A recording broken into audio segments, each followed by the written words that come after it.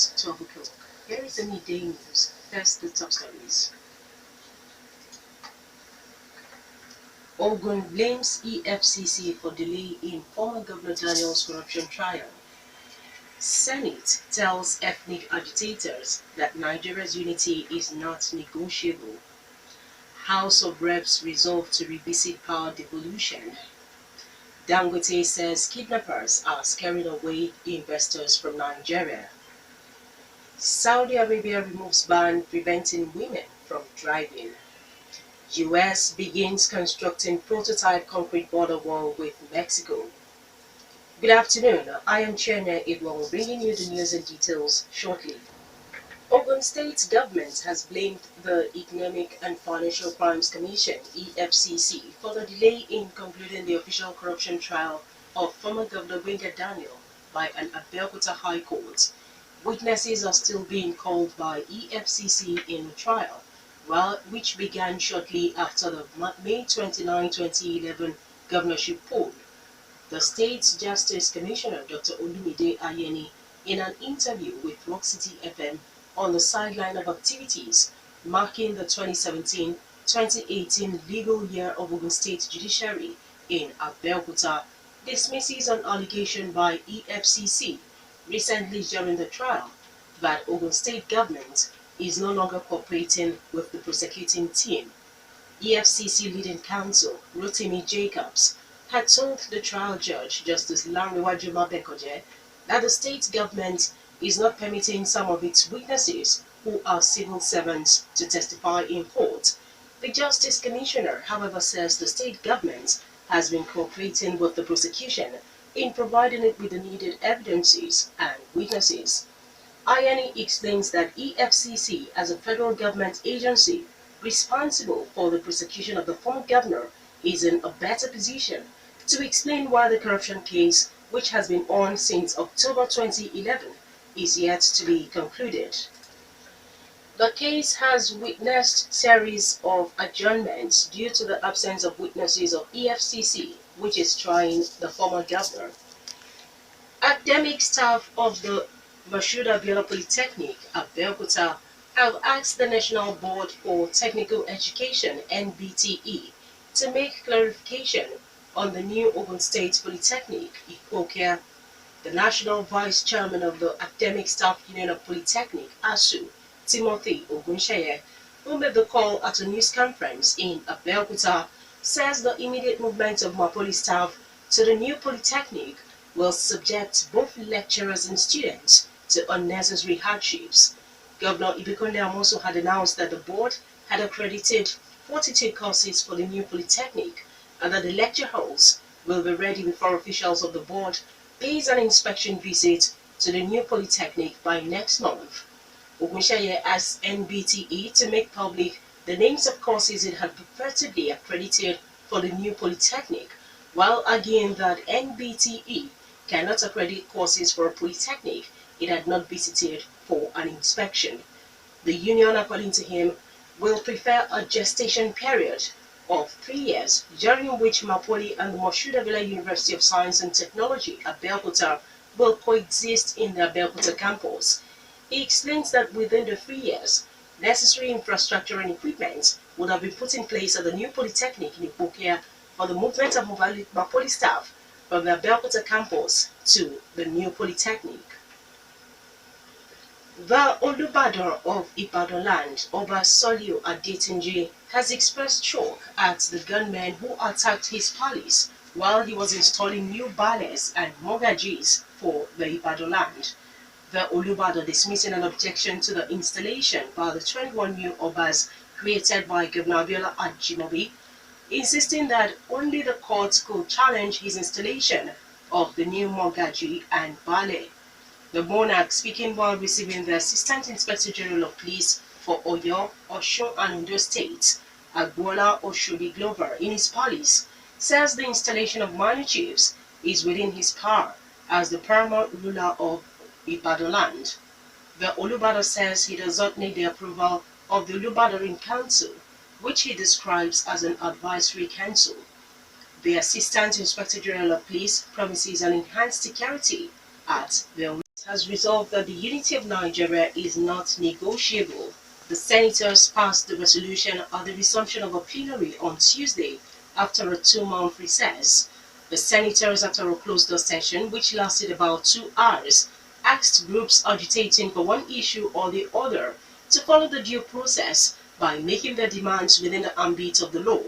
While the Senate was still on break, the Senate President Bukola Saraki faulted the proscription and classification of a pro-Biafra group, the Indigenous People of Biafra IPOB, as a terrorist group.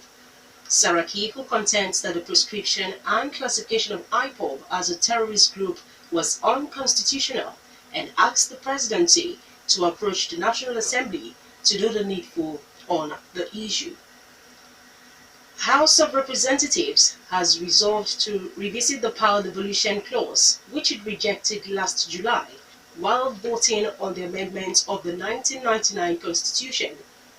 The House members took the decision following a motion which was moved by the Majority Leader, Femi Gbajabiamila, at the resumed plenary after a 2-month recess. Gbajabiamila, in his motion, asked the National Assembly to act fast to douse the growing agitation for restructuring, which peaked after the National Assembly voted against the power devolution clause in the amended Constitution. The House also set up an ad hoc committee to liaise with the various interest groups and stakeholders in order to resolve the contending issues that are threatening the unity in the country. A top Boko Haram commander declared wanted by the military has been arrested in Ondo State. The terrorist, identified as Idris Babawo, was arrested on Sunday by the police at an undisclosed venue. Army spokesman Brigadier General Sani Usman, in a statement, says he was one of the top commanders who had committed atrocities and placed on the wanted list. The terrorist, according to him, was immediately handed over by the police to the 32 Brigade of the Army 2nd Division.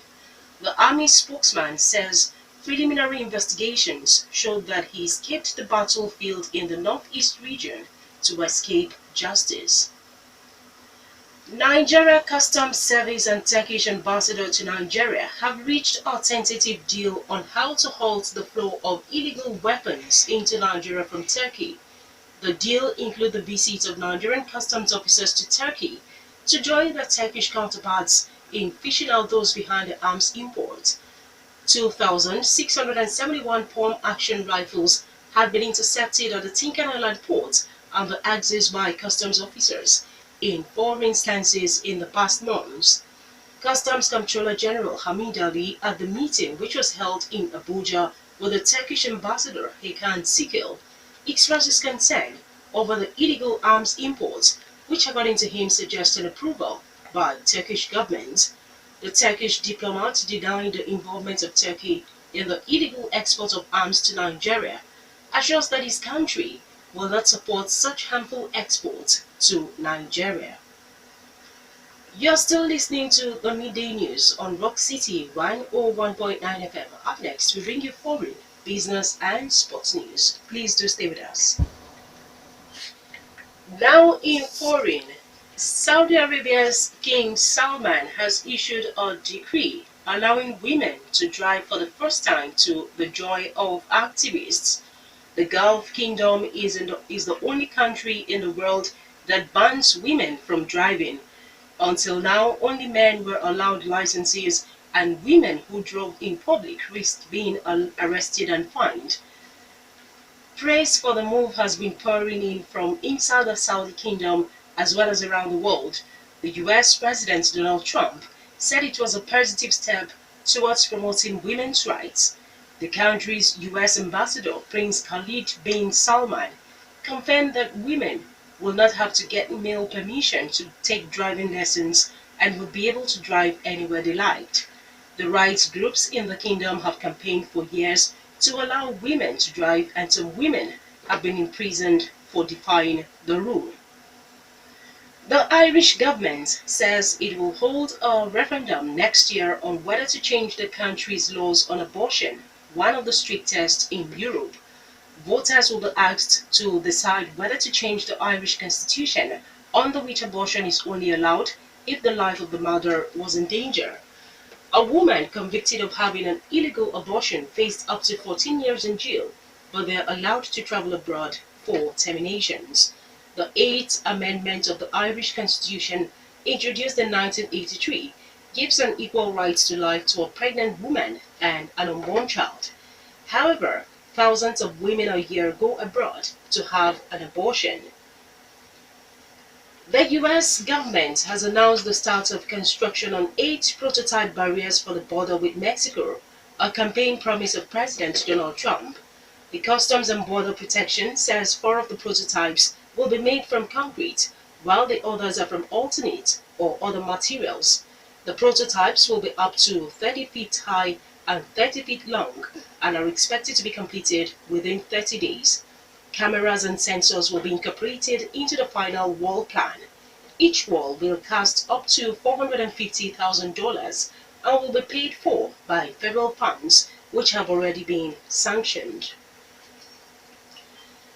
Now in business, Africa's richest man, Alhaji Aliko Dangote, has alerted that insecurity, including rising cases of kidnapping, is scaring investors from Nigeria.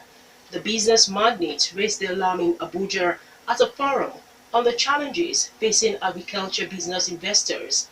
Dangote, represented by the Dangote Group's Executive Director of Public Sector, Engineer Mosul Ahmed, says the increase in kidnapping is affecting investments in the country's agricultural business. The spate of kidnap along Kaduna-Abuja Expressway, according to Dangote, is forcing investors in commercial farming to abandon their projects. Finally, in the news, sports news. Super Eagles captain Mikel Obi and striker Odion Igalo are expected to arrive in Nigeria this weekend ahead of the key 2018 World Cup qualifier against Zambia at the Godswill Akpabio Stadium on the 7th of October. Both players have been named in the Super Eagles provisional list of players that will be released to face the Chi Polo Polo of Zambia.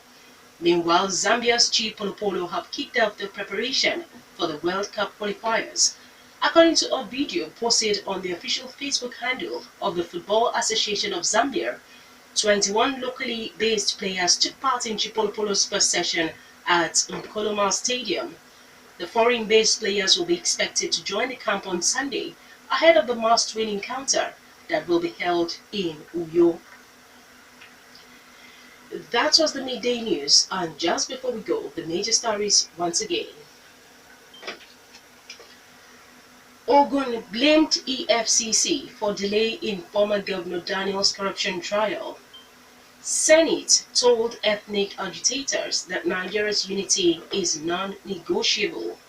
House of Reps resolved to revisit power devolution. And Dangote said kidnappers are scaring away investors from Nigeria. While in foreign, we also told you that Saudi Arabia removed the ban preventing women from driving. And US begin constructing prototype concrete border wall with Mexico. For more stories and to listen to us live, please log on to our website www.rockcityfmradio.com/live. Thank you very much for listening. I am Chienye. Good afternoon.